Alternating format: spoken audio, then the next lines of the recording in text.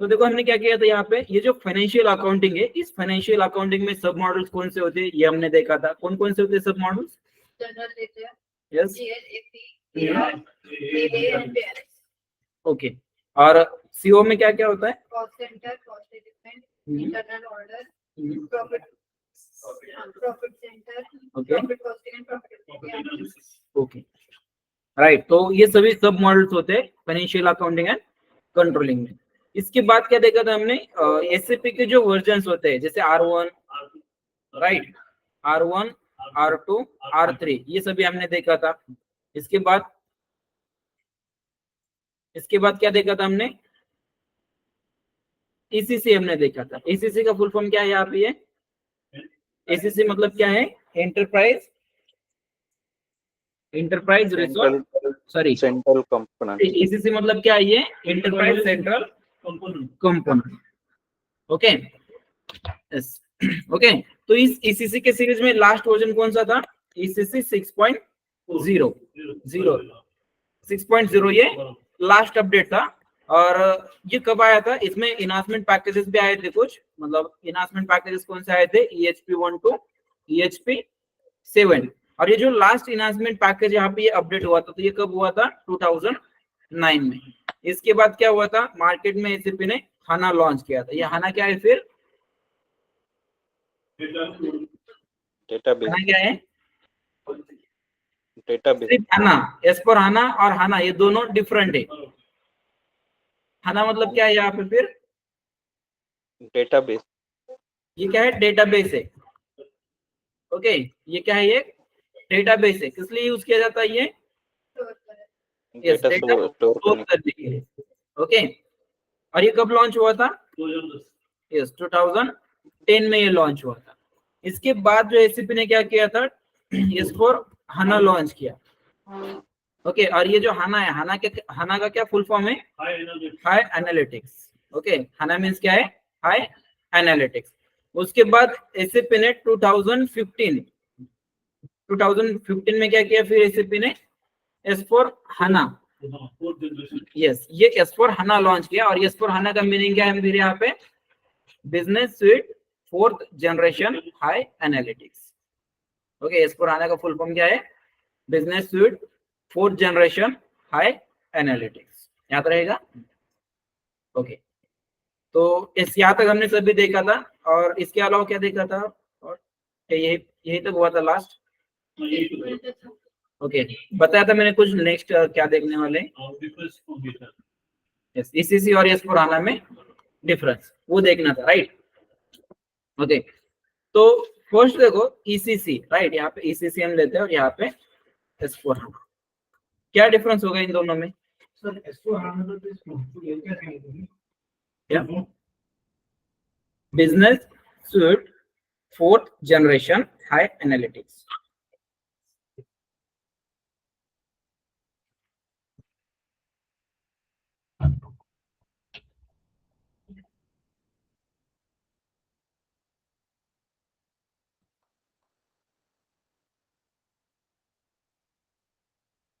Done? Yes, तो क्या देखना है जो हमें? डिफरेंस इन दोनों में, ECC और S4 हाना में एग्जैक्टली क्या डिफरेंस है ये हमें देखना है, राइट। तो सबसे बड़ा डिफरेंस इसमें क्या है? डेटाबेस। ओके, डीबी मतलब यहाँ पे क्या है? डेटाबेस। Okay, database. तो डेटाबेस देखो ECC में जो है, ECC में कौन सा डेटाबेस यूज किया जाता था? Traditional database, right. Traditional database मतलब कौन सा? जो कि IBM है या उसके बाद DB2, मतलब इन कंपनी का जो डेटा यूज किया जाता था वो क्या थे? Traditional database, right. IBM, DB या ओरेकल, इस कंपनी की जो डेटाबेस थे वो क्या थे? ट्रेडिशनल डेटाबेस थे, राइट। और उसी जगह पे S4 हाना जो है, इस S4 हाना में डेटाबेस कौन सा यूज किया जाता है? मतलब हाना, S4 हाना के लिए डेटाबेस कौन सा यूज किया जाता है? हाना।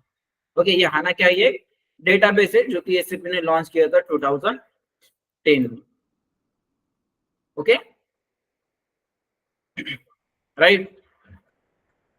तो क्यों, मतलब क्या ऐसे क्या डिफरेंस होगा एग्जैक्टली इसमें? ये जो ट्रेडिशनल डेटाबेस है और ये जो हाना, ये जो डेटाबेस है, इसमें क्या डिफरेंस होगा इसमें?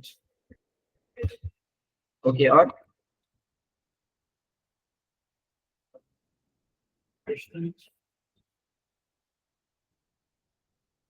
देखो ये जो ट्रेडिशनल डेटाबेस थे ये क्या थे, लिमिटेड थे, मतलब जो स्टोरेज स्पेस जो हमें चाहिए था इसके लिए, इसमें क्या होता है, लिमिटेड होता था, राइट। मतलब जो आपको रैम वगैरह जो चाहिए थे या जो स्टोरेज आपको चाहिए था, हार्ड डिस्क जो चाहिए थे आपको इस डेटा स्टोर करने के लिए, वो यहाँ पे क्या थे, लिमिटेड थी, राइट। लेकिन S/4HANA जो है, इस S/4HANA में आपको जितना चाहिए उतना डेटा आप उसमें स्टोर कर सकते हो।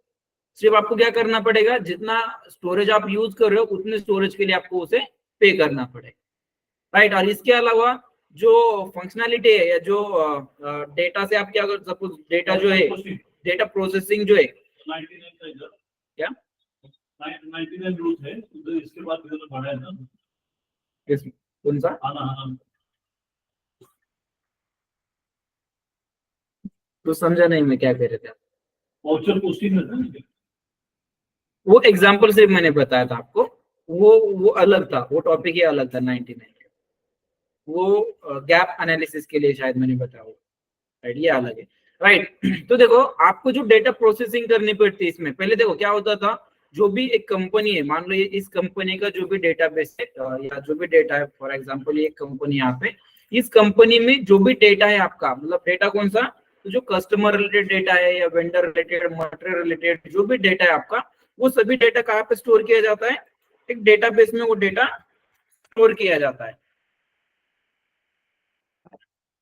राइट। कहाँ पे डेटा स्टोर किया जाता है, ये एक डेटाबेस में। कौन कौन सा data, material, vendor, customer, general ledger account, जितना भी डेटा है आपका, वो सभी डेटा कहाँ पे स्टोर किया जाता है, इन डेटाबेसेस में स्टोर किया जाता है, फिर चाहे वो ओरेकल, डीबी हो या हना का डेटाबेस है, राइट। और यहाँ पे क्या होता था, जब इन कंपनी के डेटाबेसेस में जब डेटा स्टोर किया जाता था, तो इसके लिए क्या होता था, जो देखो इसमें क्या होता था, डेटा सिर्फ आप स्टोर करके रख सकते थे इस डेटाबेस में, लेकिन जो आपको एनालिसिस जो करना होता था, जो रिपोर्टिंग आपको देखनी होती थी, एनालिसिस मतलब बार चार्ट के फॉर्म में या पाई चार्ट के फॉर्म, पाई चार्ट में अगर आपको रिपोर्ट देखने हैं, तो उसके लिए आपको क्या करना पड़ता था, ये जो डेटा है इस डेटाबेस में से किसी दूसरे सॉफ्टवेयर पे आपको फिर से करना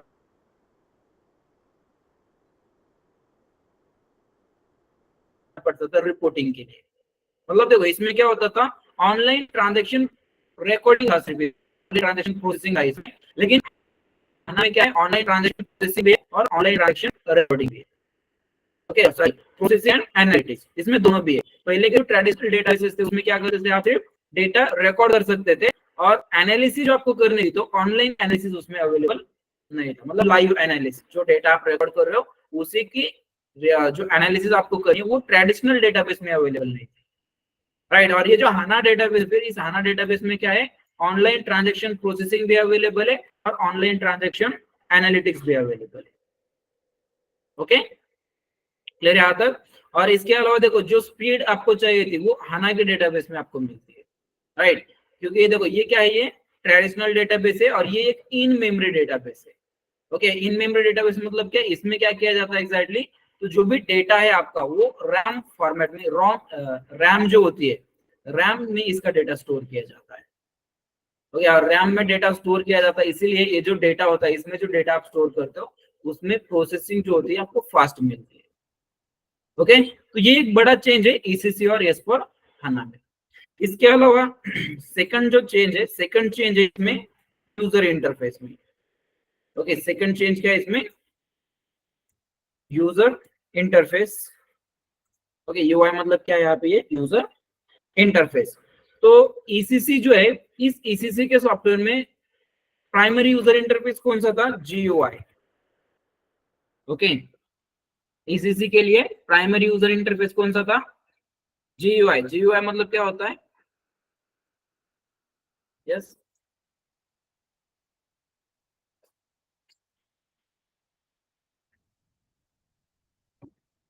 क्या होता है, जीयूआई सुना है इससे पहले, नहीं सुना है, ओके। देखो जीयूआई मतलब क्या होता है, ग्राफिकल यूजर इंटरफेस। जीयूआई मतलब क्या है, ग्राफिकल यूजर इंटरफेस। अब ये क्या होता है एग्जैक्टली, तो देखो जब आप ये सॉफ्टवेयर ओपन करते हो, राइट, एक मिनट,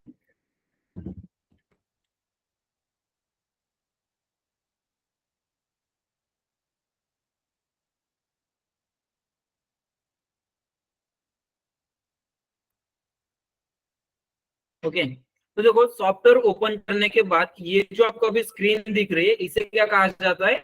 GUI। GUI मतलब क्या है फिर? ये ग्राफिकल यूजर इंटरफेस।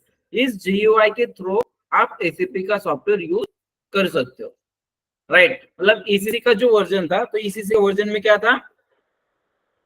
ये GUI प्राइमरी यूजर इंटरफेस था, मतलब फर्स्ट प्रायोरिटी किसे थी? इस GUI को फर्स्ट प्रायोरिटी दी जाती थी।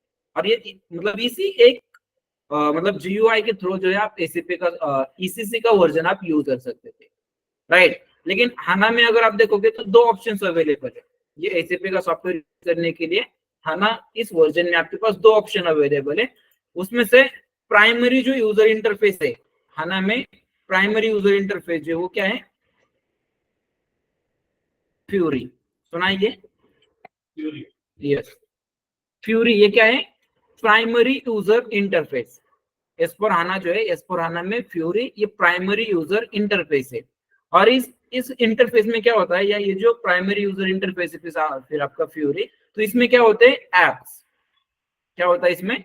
ऐप। जिस तरह से आपके मोबाइल में ऐप्स होते हैं ना, अलग अलग एक्टिविटी के लिए अलग अलग ऐप होते हैं, तो उसी तरह से यहाँ पे ये जो फ्यूरी है, फ्यूरी में भी क्या है फिर? ऐप्स है।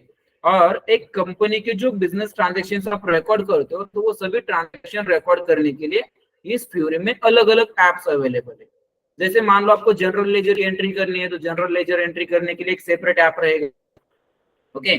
उसके बाद आपको क्या करना है? अकाउंट्स पेबल की एंट्री करनी है, उसके लिए सेपरेट एक ऐप रहेगा, राइट। या आपको इनवॉइस पोस्ट करना है, वेंडर का इनवॉइस अगर आपको पोस्ट करना है, तो वेंडर इनवॉइस के लिए भी क्या रहेगा? एक सेपरेट ऐप रहेगा, ओके। तो फ्यूरी एस4हाना जो एस4हाना में प्राइमरी यूजर इंटरफेस कौन सा है? Fury, right. और सेकेंडरी कौन सा है? GUI। ओके, GUI मतलब एस4हाना जो सॉफ्टवेयर है आप GUI से भी यूज कर सकते हो और फ्यूरी से भी यूज कर सकते हो, ओके।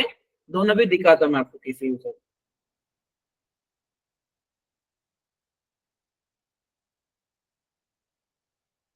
क्लियर है यहाँ तक? ओके, देखो GUI मतलब कौन क्या होता है फिर? ये जो स्क्रीन आपको दिख रही है ये होता है GUI, एसीपी का GUI है, ओके। और पहले क्या होता था?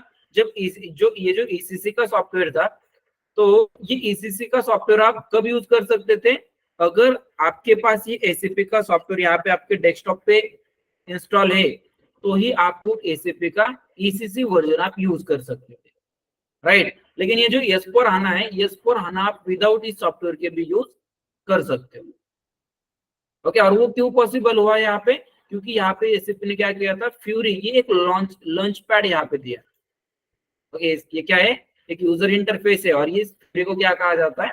लॉन्च पैड भी कहा जाता है। फ्यूरी लॉन्च पैड मतलब जिस फ्यूरी लॉन्च पैड के थ्रू आप एसीपी का सॉफ्टवेयर यूज करोगे। क्लियर यहाँ तक? देखो अभी हम ये जो मैंने ओपन कर रखा है ये क्या है? GUI। अगर आपको यहाँ से फ्यूरी लॉन्च पैड में अगर लॉग इन करना है आपको, मतलब फ्यूरी के थ्रू ये एस4हाना का सॉफ्टवेयर यूज करना है, तो उसके लिए आपको क्या करना पड़ेगा? ये जो कमांड फील्ड होती है, यहाँ पे आपको टी कोड यूज करना पड़ेगा, और वो टी कोड यूज करने के बाद आप जाओगे फ्यूरी पे, राइट। देखो कैसे जाओगे वहां पे, ये हम देखेंगे आगे, फिर से हम देखेंगे ये इसका फ्यूरी का सेटअप कैसे करना है, वो ऐप कैसे ऐड करने है उसमें। अभी सिर्फ मैं आपको उसका इंटरफेस दिखा देता हूँ कि फ्यूरी एग्जैक्टली कैसे दिखता है, राइट। तो देखो फ्यूरी में जाने के लिए आपको क्या करना पड़ेगा? इस तरह से एक टी कोड आपको यूज करना पड़ेगा, ओके। इस तरह से एक टी कोड यूज करोगे, और जैसे टी कोड यूज करोगे तो देखो ये क्रोम पे ओपन होगा, राइट। कहाँ पे ओपन हो रहा है ये? क्रोम में,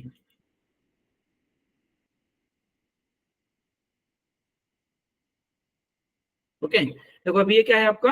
फ्यूरी लॉन्च पैड है, ओके। और इस फ्यूरी लॉन्च पैड में लॉगिन करने के लिए आपको सेम क्रेडेंशियल यूज करने पड़ेंगे जो आपने यहाँ पे सॉफ्टवेयर में लॉगिन करने के लिए यूज किए थे, सेम आपको वो यहाँ पे यूज करने पड़ेंगे, राइट। तो फिर हमारी यूजर आईडी जो थी, यूजर आईडी क्या थी मेरी? सपोज यहाँ पे 2022 आना,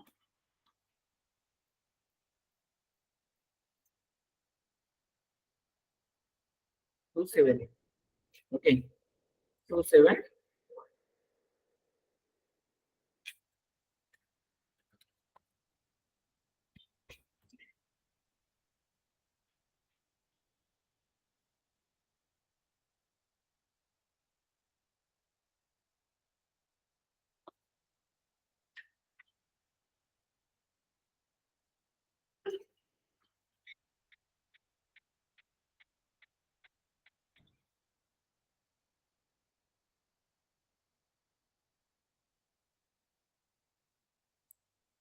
अभी थोड़ा सा नेट स्लो होने की वजह से ये नहीं चल रहा है फास्ट, राइट। लेकिन देखो अभी जब ये ओपन होगा ना तो यहाँ पे आपको टाइल्स दिखेंगी।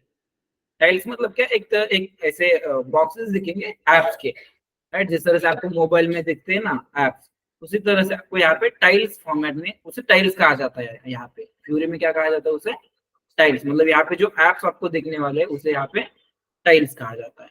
और उस ऐप का यूज करके आप क्या कर सकते हो, फिर जैसे आप यहाँ पे ट्रांजेक्शन पोस्ट करते हो सेम वैसे ही ट्रांजेक्शन आप फ्यूरी पे पोस्ट कर पाओगे। जैसे फॉर एग्जांपल आपको एक यहाँ पे क्या करना है, जनरल लेजर की एंट्री रिकॉर्ड करनी है, तो वो जीयूआई पे अगर आपको जनरल लेजर की एंट्री रिकॉर्ड करनी है, मतलब इस स्क्रीन पे अगर आपको जीयूआई मतलब अकाउंटिंग की एंट्री एक रिकॉर्ड करनी है जनरल लेजर की, तो उसके लिए आपको कहाँ पे जाना पड़ेगा, इस अकाउंटिंग में। उसके बाद financial accounting, general ledger, document entry, और देखो यहाँ पे आपको जनरल लेजर की एंट्री रिकॉर्ड करो, राइट। तो जीयूआई पे क्या होता है, टी कोड्स होते हैं। जीयूआई पे अगर आपको एंट्री करनी है तो उसके लिए यहाँ पे क्या है, टी कोड्स है। लेकिन वही एंट्री अगर आपको फ्यूरी में करनी है तो फ्यूरी में यहाँ पे क्या होगा, एप्स। फ्यूरी में यहाँ पे एप्स रहेंगे। अब ये बहुत ज्यादा लोड ले रहा है,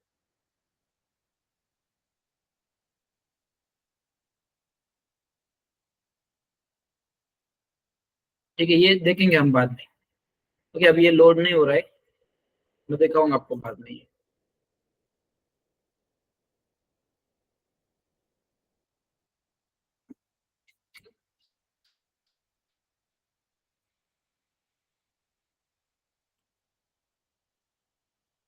ओके, ये क्लियर, फ्यूरी और जीयूआई, यस।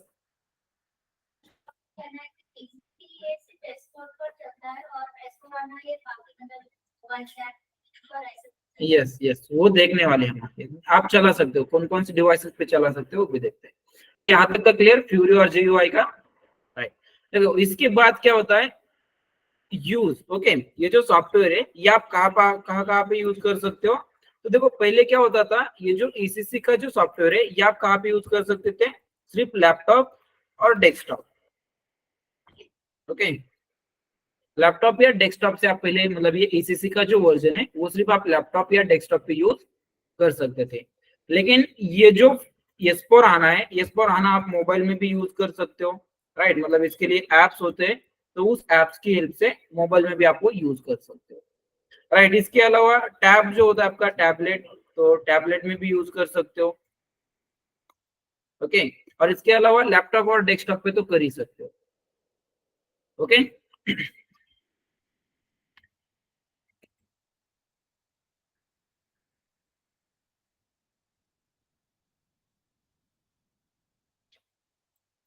क्लियर यहाँ तक, यस। और इसके अलावा मेजर चेंज और है यहाँ पे, ये देखा गया हमने डेटाबेस का, देखा नहीं देखा ना।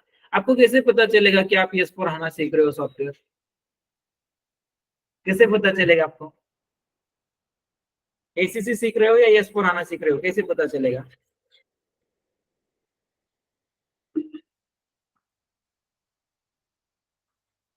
यस,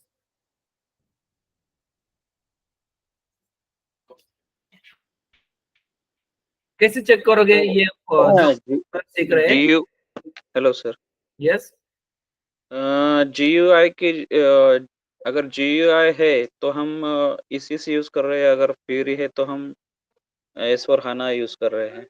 अभी ठीक है, ये जो सॉफ्टवेयर ये कौन सा है, कैसे पता चलेगा आपको, जियो ये ईसीसी है या S4HANA है, ECC हो, कैसे पता चला आपको। ये GUI का स्क्रीन है ना, इस ग्राफिक्स जो ओके, ग्राफिकल तो इंटरफेस। ठीक है, मैंने यहाँ पे क्या बताया आपको, S4HANA में दोनों भी अवेलेबल है, फिर फ्यूरी भी है और जीयूआई भी है, राइट। तो कैसे पता चलेगा आपको कि आप क्या सीख रहे हो एग्जैक्टली। अगर मैं आपको ईसीसी भी सिखा दूं तो आपको कैसे पता चलेगा। मोबाइल में हाँ, मोबाइल में चलते हैं। यस,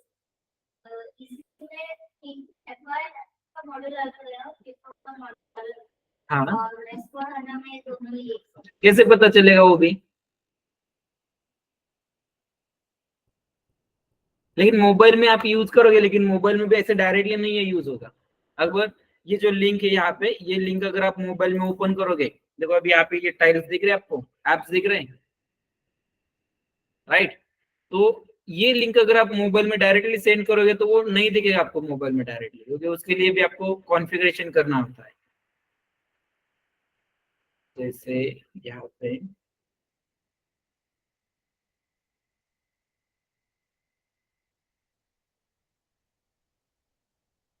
तो यहाँ से आप आउटगोइंग पेमेंट कर सकते हो, पोस्ट आउटगोइंग पेमेंट। ओके, यहाँ पे क्या होता है, सप्लायर्स अकाउंट यहाँ पे, तो ये टाइप्स आते हैं हम्म, डिफरेंट ये व्यूरी में फ्यूरी में, तो उसमें एक पेमेंट का भी टाइप्स आता है, वाउचर का भी आता है, सभी आते हैं। आप डिपेंड करता है आपको जो चाहिए वो आप यहाँ पे ऐड कर सकते हो। हाँ जी, वो उसमें अपन 3 4 5 खोल सकते हैं, इसमें नहीं खोल सकते। किसमें? अ, एसीसी में नहीं, एसीसी में देखो क्या होता है, एसीसी में ये टी कोड्स अवेलेबल है, इस टी कोड्स की हेल्प से आप वो ट्रांजैक्शन पोस्ट कर सकते हो। ओके, और यहाँ पे फ्यूरी में क्या है, इस तरह के एप्स रहेंगे फ्यूरी में। मैंने आपसे ये पूछा कि आप ये आइडेंटिफाई कैसे करोगे कि आप कौन सा सॉफ्टवेयर सीख रहे हो। देखो आपको वो अगर चेक करना है तो मैंने सबसे पहले यहाँ पे क्या बताया आपको, डेटाबेस, राइट।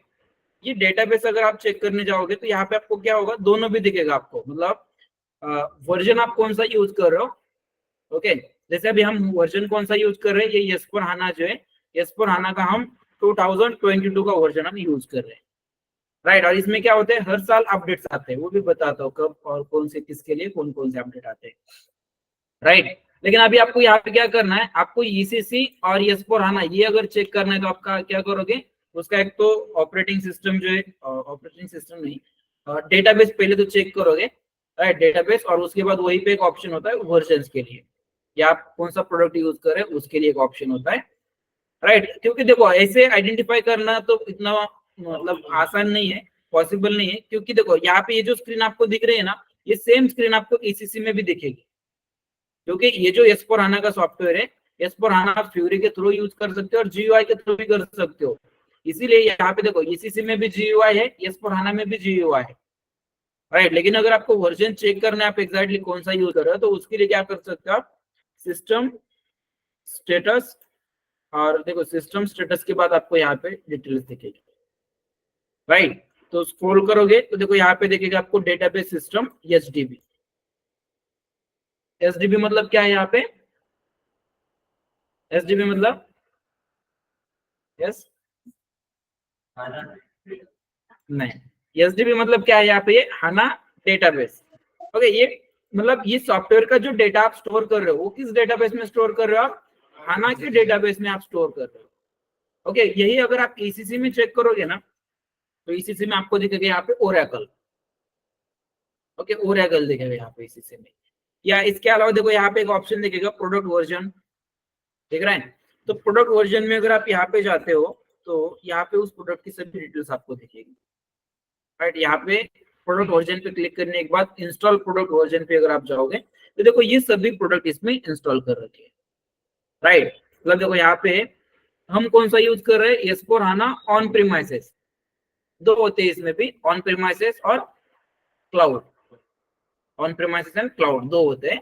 हम कौन सा यूज कर रहे हैं, ऑन प्रीमाइसेस। ओके, और इसका वर्जन कौन सा है फिर, 2022। ओके, और इसके क्या होते हैं, ऑन प्रीमाइसेस जो होता है, ऑन प्रीमाइसेस के हर साल एक अपडेट आता है, ऑन प्रीमाइसेस का हर साल एक अपडेट आता है। तो अभी जो लास्ट आया था 2023 का जो लास्ट अपडेट आया था वो आया था सितंबर में, 2023 सितंबर। ओके, लास्ट अपडेट ये ऑन प्रीमाइसेस के लिए। ओके, और जो क्लाउड जो होता है, क्लाउड के लिए दो अपडेट आते हैं, ईयरली दो अपडेट आते हैं, मतलब every 6 month, after every 6 month. Okay, clear है यहाँ तक? यस, हाँ, ओके, एग्जाम्पल में देखो ये यहाँ तक क्लियर। वर्जन कैसे चेक करोगे, तो पहले ये कवर कर लेते हैं हम, उसके बाद बताता हूँ ऑन प्रीमाइसेस और वो क्या होता है। ओके ओके, यहाँ तक क्लियर। यूज कैसे कर सकते हो आप, S/4HANA जो है इन सभी डिवाइसेस पे आप यूज कर सकते हो, या इवन जो IoT डिवाइसेस होते हैं, इंटरनेट ऑफ थिंग्स, तो उस पे भी आपको S/4HANA का वर्जन यूज कर सकते हो। लेकिन ECC का अगर आपको यूज करना है तो आप कहाँ पे कर सकते हो, सिर्फ लैपटॉप या डेस्कटॉप पे। और उसके लिए आपके लैपटॉप या डेस्कटॉप पे ये एसीपी का सॉफ्टवेयर जो है ये इंस्टॉल होना मैंडेटरी रहेगा। अगर ये आपके पास इंस्टॉल नहीं है तो आप S/4HANA सॉरी ईसीसी का जो सॉफ्टवेयर आप यूज नहीं कर पाओगे। लेकिन ये जो S/4HANA है, देखो अगर आप यहाँ पे हो, क्रोम पे अगर हो, तो ये कहीं से भी आप यूज कर सकते हो। इसके लिए आपको कोई भी सॉफ्टवेयर की जरूरत नहीं है। सिर्फ आपको क्या चाहिए, ये लिंक आपको चाहिए। ये लिंक जब भी आप ओपन करोगे यहाँ पे, तो डायरेक्टली आप यहाँ पे इस पेज पे आ जाओगे। मतलब पहले लॉगिन करने के लिए आपको पूछेगा, जो आपकी क्रेडेंशियल है, क्रेडेंशियल देकर आप लॉगिन करके डायरेक्टली ये सॉफ्टवेयर यूज करना क्रोम से स्टार्ट कर सकते क्रोम से हो। क्या क्रोम से यूज यस, क्रोम से यूज कर सकते हो। देखो अगर मैं ये सॉफ्टवेयर अभी इसे क्लोज भी कर दूं, राइट, देखो अगर मैंने इससे लॉग आउट कर दिया, मैंने कंप्लीटली लॉग आउट किया है, तो भी आप यहाँ पे क्या कर सकते हो, अभी ये फ्यूरी के थ्रू जो है एसीपी के ट्रांजैक्शन आप रिकॉर्ड कर सकते हो। राइट, मतलब ऐसा मैंडेटरी नहीं है अभी कि आपके पास ये इंस्टॉल होना ही चाहिए। कई बार क्या होता है कि अगर कोई एम्प्लॉय मतलब ऑन साइट नहीं है और उसके पास उसका जो भी लैपटॉप कंपनी का वो अगर उसके पास नहीं है, लेकिन एक कोई इंपॉर्टेंट ट्रांजैक्शन जो है या कोई एक इम्पोर्टेंट मतलब क्या करना पड़ता है, अथॉरिटी जो है कई बार क्या करना पड़ता है, आपको अप्रूवल देना पड़ता है।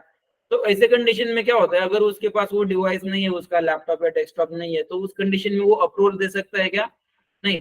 अभी अगर मतलब कंपनी में देखोगे तो जब भी परचेसिंग की जाती है, कोई प्रोडक्ट परचेस किया जाता है, तो क्या करना पड़ता है, मतलब जो फाइनेंस पर्सन है, जो फंड अलोकेट करता है या फंड रिलीज करता है परचेस के लिए, तो उस पर्सन को क्या करना पड़ता है, परचेस के लिए अप्रूवल देना होता है। तो अगर मान लो कोई इस तरह का अप्रूवल देना है, लेकिन जो अप्रूवल देने वाला पर्सन है वो अगर अवेलेबल नहीं है कंपनी में, या उसके पास उसका जो डिवाइस है वो भी अवेलेबल नहीं है, तो ऐसे कंडीशन में वो क्या कर सकता है, डायरेक्टली इस तरह से क्रोम पे लॉगिन करके, किसी भी डिवाइस से लॉगिन करके वो अप्रूवल्स वगैरह दे सकता है।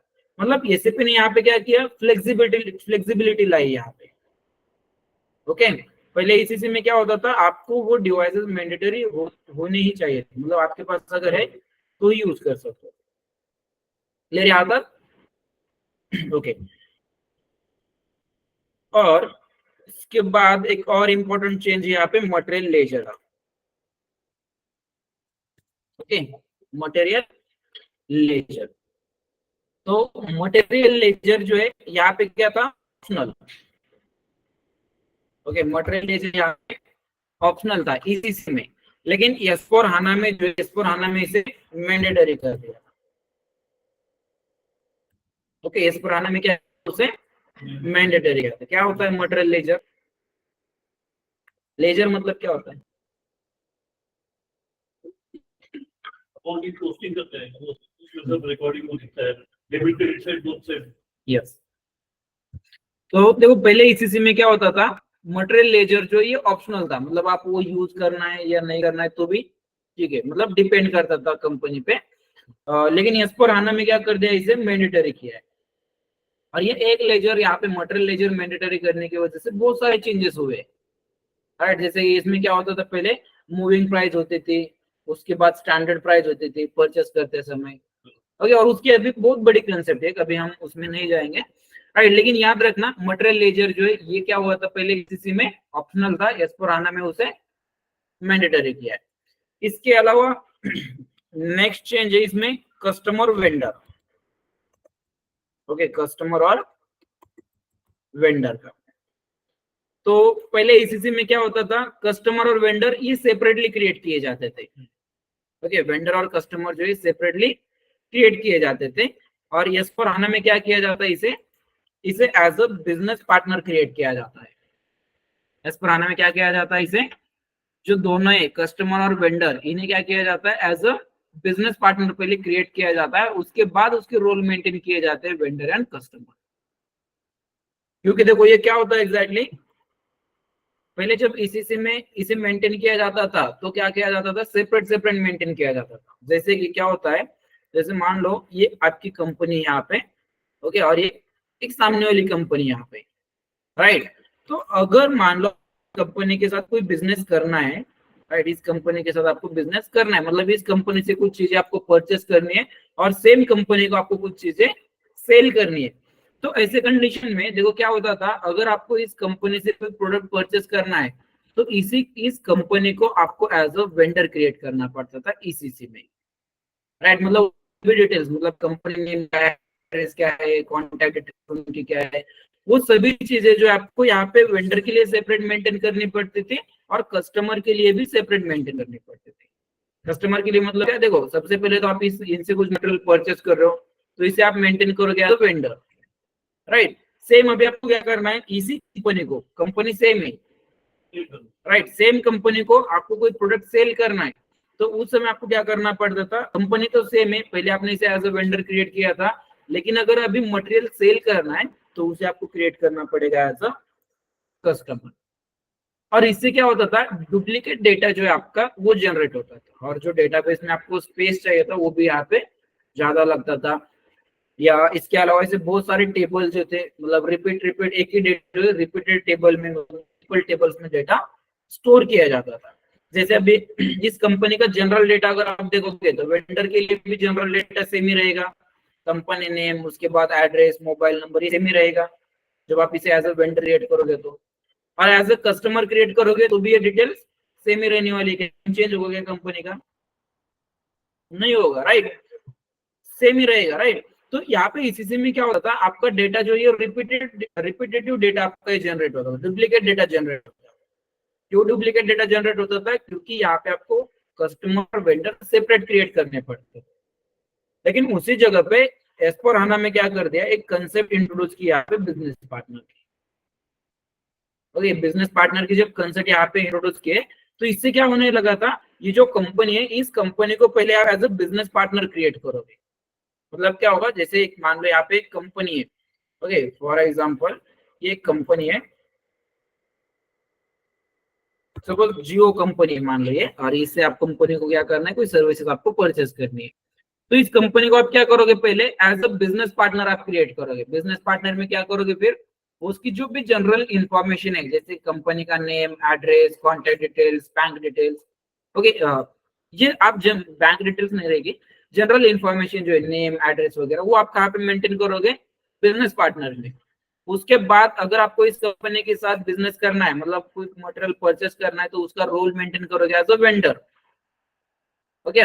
और सेम कंपनी को अगर कोई प्रोडक्ट सेल करना है तो उस समय क्या करोगे, एज अ कस्टमर उस कंपनी का रोल आप मेंटेन करो, राइट। मतलब कंपनी तो आपने एक ही बार क्रिएट की है अभी S/4HANA में, बस रोल जो है आपने दोनों के लिए रोल मेंटेन कर रखे, कस्टमर और वेंडर। यस, अंडर लेजर आएगा या फिर ट्रांजैक्शन में, या फिर सेल दोनों में लेजर आएगा या फिर ट्रांजैक्शन।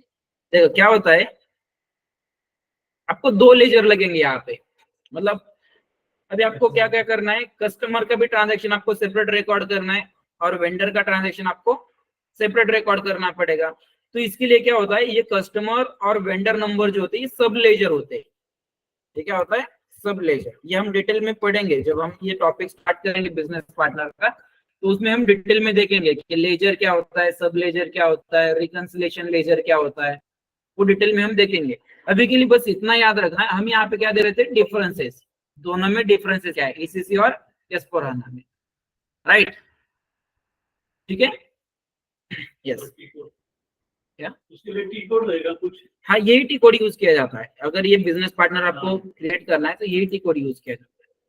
पहले ACC में क्या होता था, अभी मान लो आपको यहाँ पे क्या करना है, इस कंपनी को एज अ कस्टमर आपको क्रिएट करना है, तो उस समय क्या किया जाता था, ये सभी टी कोड पहले यूज किए जाते थे, ओके।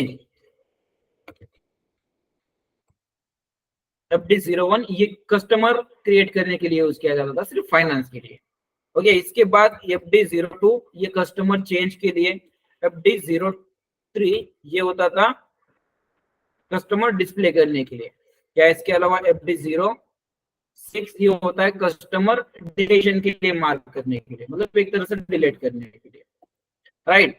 ये किस लिए था, फाइनेंस के लिए। अगर आपको कस्टमर क्रिएट करना है फाइनेंस के लिए, फाइनेंस के लिए मतलब क्या, वो कस्टमर नंबर जो रहेगा वो सिर्फ आप यूज करोगे FICO के मॉडल में, SD मॉडल में आप उसका यूज नहीं करोगे। क्योंकि देखो कस्टमर को हम क्या करते हैं, मटेरियल सेल करते हैं, लेकिन ये मटेरियल सेल करने का काम किसका होता है, SD पर्सन का होता है, राइट। तो इसमें भी क्या होता है, अगेन दो रोल होते हैं, वो अभी मैं नहीं डिस्कस करूंगा, जब हम ये टॉपिक लेंगे तो उसमें हम वो डिस्कस करेंगे रोल कैसे मेंटेन किए जाते हैं।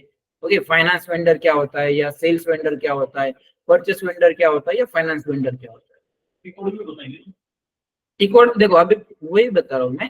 पहले एसीसी में क्या होता था, अगर आपको अभी ये हमें जो इनको यूज होते हैं वो आगे देंगे ना। यस ओके, अभी हना में क्या होता है, इन सभी के लिए एक ही टी कोड यूज किया जाता है। कस्टमर वेंडर जो आपको क्रिएट करना है ना, उसके लिए सिंगल टी कोड आप यूज करोगे, बीपी। ओके, जो मैं बता रहा हूँ ये किस लिए थे सभी, अगर एक कस्टमर आपको क्रिएट करना है फाइनेंस के लिए, तो ये सभी ऑप्शंस पहले आपको यूज करने पड़ते थे ईसीसी में। मतलब तो ये फर्स्ट टी कोड किस लिए था, कस्टमर क्रिएट करने के लिए। सेकंड किस लिए था, कस्टमर चेंज करने के लिए। थर्ड डिस्प्ले करने के लिए। फोर्थ था डिलीशन के लिए। या इसके अलावा और भी थे। अगर आपको कस्टमर क्रिएट करना है सपोज सेल्स के लिए, तो उस समय आपको क्या करना पड़ता था, इस तरह से करना पड़ता था आपको, VD01 VD0। एक मिनट मैं दिखाई देता हूँ आपको, सिस्टम पे ही दिखा देता हूँ।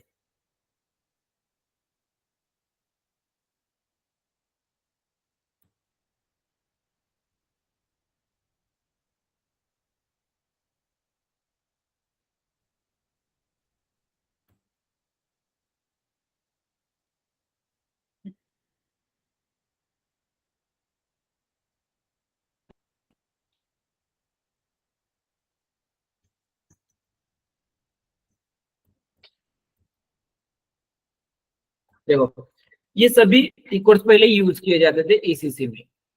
ओके, वैसे तो ये अभी भी आपको ये स्क्रीन पे दिख रही है, S/4HANA में भी ये आपको दिख रही है। लेकिन क्या होगा यहाँ पे, जब भी आप इसमें से किसी भी एक टी कोड पे क्लिक करोगे, एग्जीक्यूट करोगे वो टी कोड, तो आप ऑटोमेटिकली रिडायरेक्ट किए जाओगे इस टी कोड पे। क्योंकि ये जो टी कोड है यहाँ पे, जो पहले ईसीसी में ये जो टी कोड थे, ये सभी ऑब्सोलेट कर दिए अभी, इनका अभी यूज नहीं होता है। ऐसे बहुत सारे टी कोड है, ऑलमोस्ट 30 प्लस टी कोड जो है, वो 30 प्लस टी कोड जो है ऑब्सोलेट कर दिया, और उसकी जगह पे सिर्फ एक टी कोड इंट्रोड्यूस किया है, ये बीपी। एक सिंगल टी कोड की हेल्प से आप क्या कर सकते हो, ये कस्टमर डिस्प्ले चेंज कर सकते हो, या वेंडर क्रिएट कर सकते हो, या वेंडर डिस्प्ले कर सकते हो, चेंज कर सकते हो। सभी चीजें आप यहाँ से करोगे। देखो, पहले क्या होता था, अगर ये कस्टमर आपको क्रिएट करना है फाइनेंस के लिए, तो यहाँ से कर सकते थे आप, और उसके लिए ये सभी टी कोड यूज किए जाते थे। या इसके अलावा अगर आपको सर कस्टमर सर हम लोग जब पहले मतलब मैं क्रेडिट में भी काम करती थी तो कस्टमर सेटअप करती थी, तो उसमें मैं टी कोड यूज करती थी बीपी। बट उसका जो डिस्प्ले था ना वो ऐसा ही था, मतलब आपने पहले जैसे ओपन किया S/4HANA जैसा डिस्प्ले नहीं था। अभी जो आप दिखा रहे हो ना ईसीसी वैसा था, बट उसमें टी कोड में बीपी यूज करती थी, तो वो S/4HANA तो नहीं था ना फिर वो। S/4HANA ही हो। देखो, ये जो आप देख रहे हो ना, ये भी S/4HANA ही है, ओके ये भी S/4HANA ही है। देखो, जब आप यहाँ पे टी कोड यूज करोगे ना बीपी, ये इस तरह की आपको स्क्रीन दिखेगी, राइट, इस तरह से। हाँ राइट राइट राइट। देख रहे हैं यहाँ पे पर्सन, ऑर्गेनाइजेशन और ग्रुप, ये तीन ऑप्शन आपको मिलेंगे बिजनेस पार्टनर क्रिएट करने के लिए। और हो सकता है कि ये जो थीम आपको दिख रहा है, ये में भी थीम डिफरेंट हो सकती है। थीम कैसे चेंज करनी है, कौन कौन से ऑप्शन होते हैं थीम में, वो भी हम आगे देखेंगे। ओके, ओके, बट थीम तो यही थी, ये जो बेसिक वाला जो है डिफॉल्ट वाला जो था ये, वो तो यही था। ये सिग्नेचर थीम है।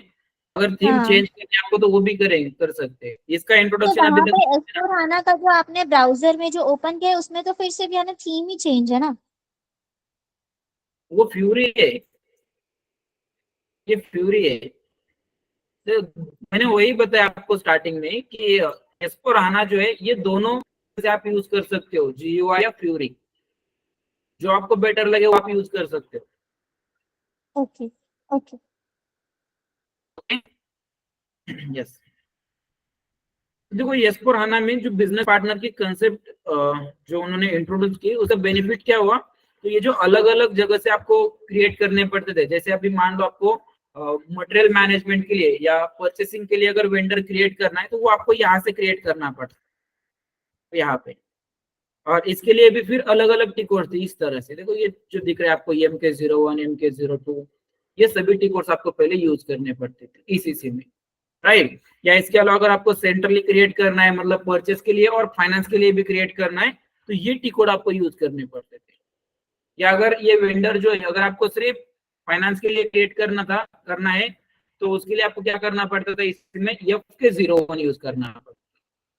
परचेस के लिए क्या था, MK01, राइट, और सेंट्रली के लिए XK01। तो बहुत सारे टिकोड्स पहले आपको यूज करने पड़ते थे, इसलिए एसीपी ने क्या किया, इन सभी को ऑब्सोलेट करके एक ही टिकोड इंट्रोड्यूस किया और वो है BP, राइट। अभी ये जो टिकोड है ये अभी भी यहाँ पे यूज होते हैं कुछ, लेकिन ये इसमें से किसी भी टिकोड पे अगर आप क्लिक करोगे तो उससे क्या होगा, आप रिडायरेक्ट किए जाओगे BP पे, बिजनेस पार्टनर के टिकोड पे आप इसे मतलब यहाँ से रिडायरेक्ट किए जाओगे। तो अभी इसमें से मैं क्रिएट करता हूँ, सपोज क्रिएट पे, देखो जैसे मैं क्रिएट पे क्लिक करता हूँ तो देखो ये रिडायरेक्ट कर रहा है मुझे कहाँ पे, बिजनेस पार्टनर के लिए। और यहाँ पे 3 ऑप्शन मुझे मिल रहे हैं बिजनेस पार्टनर क्रिएट करने के लिए। इसमें से कोई भी एक ऑप्शन सेलेक्ट कर अगर आप कंटिन्यू करते हो तो देखो यहाँ पे बिजनेस पार्टनर की स्क्रीन जो है आपको ओपन हो जाएगी। हो गई ओपन, क्लियर यहाँ तक। और इसके अलावा नेक्स्ट जो बड़ा चेंज है वो है यूनिवर्सल जर्नल। ओके, नेक्स्ट का क्या है चेंज, यूनिवर्सल जर्नल।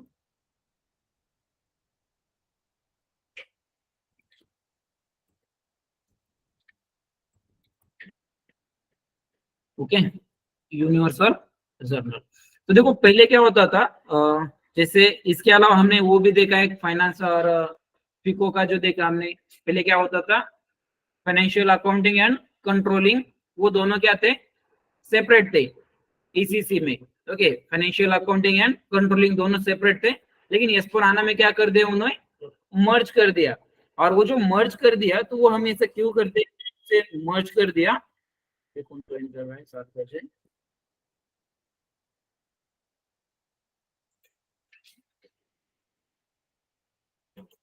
ओके, तो देखो हम जो कहते थे कि फिको और फाइनेंशियल अकाउंटिंग एंड कंट्रोलिंग दोनों को S/4HANA में मर्ज कर दिया, वो एग्जैक्टली क्यों हम ऐसे कहते हैं, क्योंकि देखो S/4HANA में क्या किया है, एक न्यू टेबल इंट्रोड्यूस किया था और वो न्यू टेबल था AC/DO का। ओके, AC/DO का एक न्यू टेबल इंट्रोड्यूस किया है S/4HANA में, और इस टेबल को ही क्या कहा जाता है, यूनिवर्सल जर्नल। और ये जो यूनिवर्सल जर्नल है तो इसमें क्या किया जाता है, तो पहले क्या होता था, जो ट्रांजैक्शंस होते हैं आपके, account receivable, account payable, general ledger या एसेट अकाउंटिंग या कंट्रोलिंग के कुछ ट्रांजैक्शंस होते थे, तो अलग अलग ट्रांजैक्शन अलग अलग टेबल में पहले स्टोर किए जाते थे, राइट। लेकिन इसके लिए फिर एसीपी ने क्या किया, S/4HANA में मतलब फाइनेंस को मर्ज कर दिया, मतलब कंट्रोलिंग और फाइनेंशियल अकाउंटिंग इन दोनों को मर्ज कर दिया। और इसके अलावा क्या क्या क्या हुआ फिर यहाँ पे, तो जो पहले क्या होता था, जो अलग अलग टेबल में ये डेटा रिकॉर्ड किया जाता था, जैसे देखो आप टेबल मतलब क्या होता है यहाँ पे, जैसे एक एक्सेल शीट जो होती है आपकी, एक्सेल शीट में क्या होता है, कुछ कॉलम्स होते हैं ऊपर, राइट। तो उस कॉलम में आप क्या करते हो, एक्सेल शीट में डेटा फिल करते हो आप। तो उसी तरह से जब इस एसएपी के सॉफ्टवेयर में आप कुछ डेटा रिकॉर्ड करते हो तो उसी टेबल फॉर्मेट में वो क्या होता है, डेटाबेस में स्टोर होता है। तो जो अलग अलग डेटा आप रिकॉर्ड करते हो तो वो सभी डेटा के लिए क्या होता है, एक सेपरेट टेबल्स होते हैं, जैसे आपकी एक्सेल फाइल जो होती है सेपरेट, तो उसी तरह से डेटाबेस में क्या होता है, टेबल्स होते हैं। तो उस टेबल में क्या किया जाता है, इन सभी ट्रांजेक्शन का आपका डेटा रिकॉर्ड किया जाता है। तो पहले क्या होता था ईसीसी में, जो आपका जनरल लेजर है, राइट, जनरल लेजर या इसके अलावा एपी, एआर या इसके बाद एसेट अकाउंटिंग, ओके, तो इनके जो ट्रांजैक्शंस रिकॉर्ड किए जाते थे तो इन सभी के लिए पहले क्या होता था, अलग अलग टेबल्स होते थे। पहले क्या था, इन सभी के लिए अलग अलग टेबल होते थे। लेकिन अभी जब S/4HANA में ये जो AC/DO का ये जो टेबल इंट्रोड्यूस किया है तो इसमें क्या किया जाता है, इन सभी का जो डेटा है आपका, इन सभी का डेटा इस सिंगल टेबल में ये स्टोर किया जाता है। और इस टेबल में अगर आप देखोगे तो 500 प्लस फील्ड अवेलेबल है, तो इसमें टोटल 500 प्लस फील्ड अवेलेबल है। ओके, मतलब ऑलमोस्ट अकाउंटिंग का जितना भी डेटा आपको रिकॉर्ड करना पड़ता है, ऑलमोस्ट उसका डेटा जो है आपका इस AC/DO का इस न्यू टेबल में स्टोर किया है। ओके, और ये जब न्यू टेबल उन्होंने इंट्रोड्यूस किया तो इसकी वजह पे उन्हें क्या करना पड़ा, फिर जो पहले पुराने वाले जो टेबल्स थे तो उस टेबल में क्या होता था, अगेन यहाँ पे भी रिपीट डेटा आपका स्टोर होता था, एक ही डेटा जो है अलग अलग टेबल में स्टोर होता था। तो इसीलिए क्या किया फिर एससीपी ने, जो टेबल्स थे आपके, कुछ ओल्ड वाले जो टेबल थे वो इलिमिनेट करके या ऑब्सोलेट करके उसकी जगह पे ये एसिडो का ये एक न्यू टेबल इंट्रोड्यूस किया। और अगर आप इस न्यू टेबल में देखोगे तो टोटल फील्ड अगर आप देखोगे इसमें, तो देखो 500 प्लस फील्ड इसमें है टोटल। ओके, यहाँ पे अगर आप जाओगे AC11, ओके AC11 AC डोका, ओके, इस टेबल में अगर आप सर्च करोगे, डिस्प्ले करोगे इसे, तो देखो टोटल आपको फील्ड दिखेगी यहाँ पे कि इस टेबल में टोटल फील्ड कितनी है, राइट। 532 टोटल फील्ड है इस टेबल में। और इन सभी का डेटा फिर जो है, इस सभी फील्ड का डेटा ये कहाँ पे स्टोर किया जाता है, फिर इस टेबल में, सिंगल टेबल में ये सभी डेटा स्टोर किया जाता है। मतलब देखो, आप जब एक एंट्री पोस्ट करोगे तो आपको क्या करना पड़ेगा, एक लेजर आपको यूज करना पड़ेगा। उसके बाद कंपनी कोड, किस कंपनी के लिए आप वो पोस्टिंग कर रहे हो, कंपनी भी आपको उसका भी रिकॉर्ड रखना पड़ेगा। किस फाइनेंशियल ईयर में आप वो डेटा रिकॉर्ड रख रहे हो, वो फाइनेंशियल ईयर भी रिकॉर्ड करना पड़ेगा, राइट। तो वो सभी डेटा जो है आपका कहाँ पे रिकॉर्ड किया जाएगा, फिर इस एक टेबल में। और इस टेबल का डेटा अगर आपको देखना है तो अगेन आप क्या कर सकते हो, AC16EN, यहाँ पे आप डेटा देख सकते हो, राइट। यहाँ पे टेबल लिया मैंने, और अगर आप इसे एग्जीक्यूट करोगे तो देखो ये इस तरह से डेटा आपका इसमें रहेगा, इस तरह से सभी फील्ड का डेटा आपका इसमें स्टोर किया जाएगा, देख रहे हैं। अभी ये जो डेटा आपको सिंगल टेबल में दिख रहा है, पहले यही डेटा क्या होता था, इसी में अलग अलग टेबल में ये स्टोर किया जाता है। ओके, कौन सा ये एक्सेल शीट में नहीं है अभी, ये एसीपी में। अगर आपको इसे एक्सेल शीट में लेना है तो ले सकते हो, यहाँ से आप लोकल फाइल करके स्प्रेडशीट में आप इसे डाउनलोड कर सकते हो। कैसे करना है ये बताऊंगा मैं। ओके, तो ये एक इंपॉर्टेंट टेबल इंट्रोड्यूस किया है, न्यू टेबल। और ये टेबल किस लिए, फिर अकाउंटिंग के लिए सिर्फ। ओके, ये general ledger, account receivable, accounts payable, asset accounting या मटेरियल लेजर, इन सभी का डेटा स्टोर किया जाता है एसीडो का। ओके, और इसके अलावा अगर आप देखोगे तो और एक है यहाँ पे mat doc. Okay, mat doc मतलब मटेरियल रिलेटेड जो इंफॉर्मेशन है आपकी, मटेरियल रिलेटेड इंफॉर्मेशन स्टोर की जाती है इस मैट डॉक टेबल में। ये ईसीसी में नहीं था, S/4HANA में इसे न्यू इंट्रोड्यूस किया है। ओके,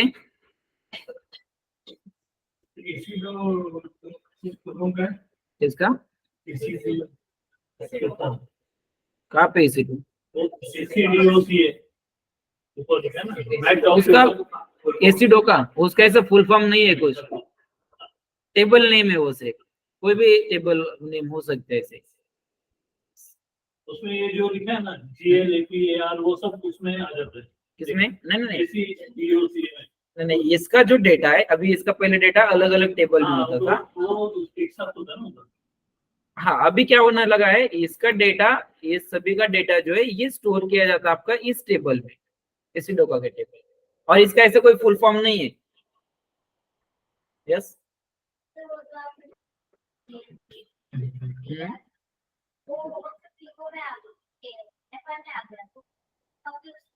कंट्रोलिंग का, कंट्रोलिंग, हाँ मतलब कंट्रोलिंग के जो कॉस्ट सेंटर है, कॉस्ट एलिमेंट है, उसका भी डेटा आपका इसी टेबल में स्टोर किया है। यस, आप यहाँ पे एक्सप्लोर करके देख सकते हो कि फील्ड कौन कौन सी है, राइट।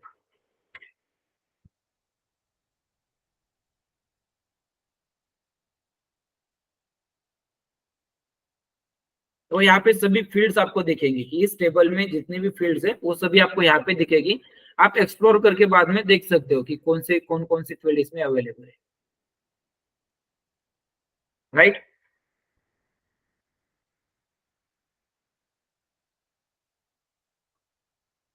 देखो दिख रहा है यहाँ पे profit centre, cost centre, right. या इसके अलावा यहाँ पे कंट्रोलिंग एरिया दिख रहा है। तो इसका भी डेटा जो है आपका इसी टेबल में स्टोर किया जाता है। यस, ओके, क्लियर यहाँ तक फिर? यस, और किसी को कोई डाउट, कोई क्वेश्चंस हो यहाँ तक तो पूछ सकते हो।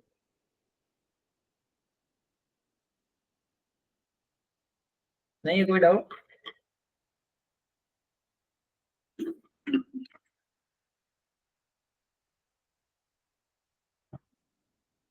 ओके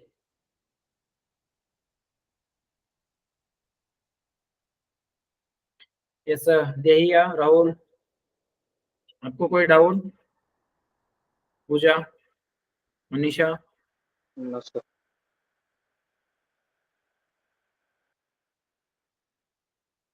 क्लियर है यहाँ तक? नेक्स्ट टॉपिक देखना है फिर।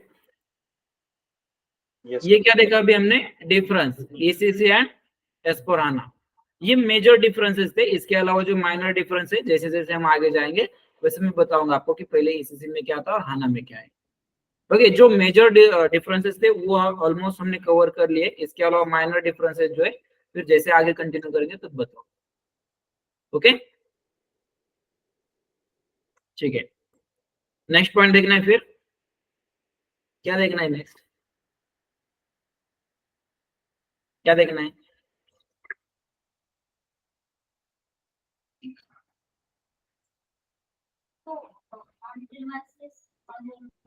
ओके देखो, एसएपी के दो प्रोडक्ट है, मतलब एस4 हाना जो है, एस4 हाना, इसके डिप्लॉयमेंट के लिए दो ऑप्शन है। वैसे तीन ऑप्शंस होते हैं डिप्लॉयमेंट के लिए। कितने ऑप्शन है? तीन। ओके मेनली, या इसके अलावा मतलब फोर्थ ऑप्शन जो है वो भी आप यूज कर सकते हो, लेकिन मेनली ये दो यूज किए जाते हैं। कौन कौन से दो फिर वो? फर्स्ट है ऑन प्रीमाइस। ओके, फर्स्ट कौन सा है? On premises. सेकंड है इसमें क्लाउड, या थर्ड होता है हाइब्रिड। ओके, ऑन प्रीमाइसेस क्या? हाँ, second cloud, on premises and cloud. अभी हम जो यूज कर रहे हैं वो कौन सा है? On premises. Okay, second option कौन सा होता है? क्लाउड। और थर्ड कौन सा होता है? हाइब्रिड। अब इन तीनों में क्या डिफरेंस है? तो फर्स्ट जो देखो, जो ऑन प्रीमाइसेस है, ऑन प्रीमाइस मतलब क्या कि अगर आप ऑन प्रीमाइसेस डिप्लॉयमेंट करते हो तो उस सॉफ्टवेयर में, ऑन प्रीमाइसेस में जो भी आपका डेटा रहेगा वो कहाँ पे सेव रहेगा? आपका लोकली सेव रहेगा, लोकल सर्वर पे सेव रहेगा। जैसे फॉर एग्जांपल के लिए देखो, आपके मोबाइल में क्या होता है? एक स्टोरेज होता है, राइट? तो ऑन प्रीमाइसेस का बेस्ट एग्जांपल मतलब क्या? आप जब आपके मेमोरी में, मोबाइल में जब आप आपकी फाइल स्टोर करके रखते हो वो क्या है? ऑन प्रीमाइसेस है। डेटा जो आप स्टोर कर रहे हो आपके मोबाइल में, जो फाइल मैनेजर में जो डेटा आप स्टोर करो या फाइल स्टोर कर रहे हो वो क्या है? ऑन प्रीमाइसेस पे। क्लाउड मतलब क्या? तो जो वो फाइल जो है, जब आप एक गूगल ड्राइव पे आप स्टोर करते हो तो उसे क्या कहोगे आप? Cloud, right? मतलब ये बेसिकली क्या होता है? डेटा स्टोर करने के लिए होता है। मतलब जब सॉफ्टवेयर आप यूज करोगे तो ये सॉफ्टवेयर यूज करने के बाद जो डेटा आपका जनरेट होगा तो वो कहाँ पे आप स्टोर कर रहे हो? अगर आप आपके मतलब यहाँ पे अगर आप देखोगे कि कंपनी के प्रोस्पेक्टिव से अगर आप देखोगे ऑन प्रीमाइसेस या क्लाउड, तो उसमें क्या होगा? कंपनी का जो डेटा स्टोर हो रहा है तो वो अगर कंपनी के प्रीमाइसेस में ही अगर स्टोर किया जा रहा है, मतलब प्रीमाइस मतलब क्या? कंपनी का जो एरिया है, कंपनी का जो लोकेशन है, उसी लोकेशन पे अगर डेटा स्टोर किया जा रहा है तो वो है ऑन प्रीमाइसेस। ओके, क्लाउड मतलब क्या रहेगा फिर? किसी अलग सेंटर पे, किसी अलग जगह पे अगर वो डेटा स्टोर कर रहे हो आप तो वो क्या रहेगा आपका?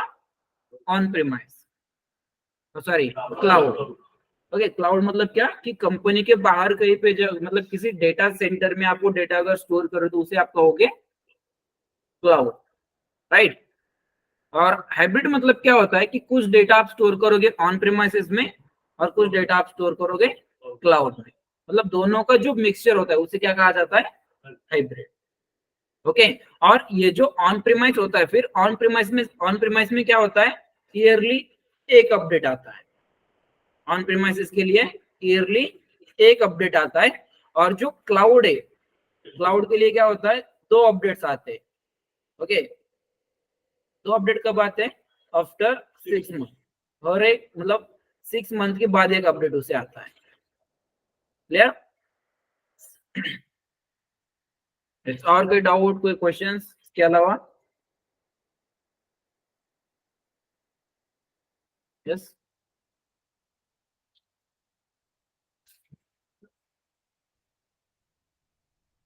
ठीक है, नेक्स्ट देखना है फिर। ओके